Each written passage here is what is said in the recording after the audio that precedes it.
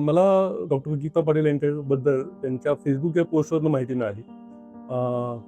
सुरुवातीला मी लक्ष दिलं नाही, पण जेव्हा बऱ्याच पोस्ट त्यांच्या वाचल्या तेव्हा असं वाटलं की अरे, आपण इथं येऊन भेटायला हरकत नाही. गेले 7-8 महिने मी माझ्या गुडघेदुखी किंवा मानदुखी याच्यावर औषध घेतोय.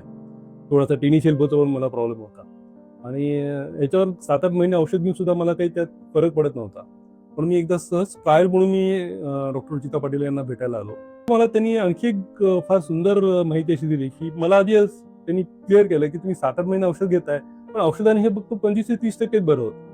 त्याच्यानंतर जी थेरपी असते, त्या थेरपीने तुमचं पुन्हा 30-40% तुमचे पेन कमी होतात आणि उरलेले जे 20-25% असतात ते तुम्हाला एक्सरसाइजने कमी करावे लागतात.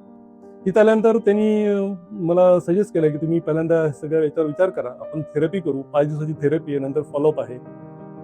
विचार करून मी त्यांना हो म्हटलं आणि सुरुवातीला सेटअप बघितल्यानंतर मला वाटलं, की अरे हे खरंच काही करू शकतात की नाही. पण जेव्हा ट्रीटमेंट सुरू झाली आणि जी एक-एक दिवस मी पुढे गेलो, तर मला लक्षात आलं, की खरंच ह्याचा उपयोग मला चांगला होतोय.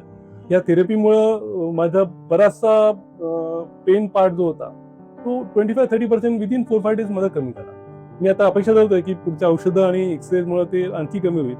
यातनं प्रत्येक गोष्ट काय करतायत आणि कशासाठी करतायत याचं पूर्ण नॉलेज मला दिलं गेलं. हा मला जरा छान वाटलं. आणि सर्वात महत्त्वाचं मला ट्रीटमेंट नंतर विचारलं गेलं, की तुम्हाला कसं वाटतंय किंवा तुमचा रिव्ह्यू काय? म्हणजे आता हा माझ्यासाठी पहिलाच प्रसंग आहे, की कुठला डॉक्टर मला विचारतो, की तुम्हाला कसं वाटलं किंवा तुमचा रिव्ह्यू काय?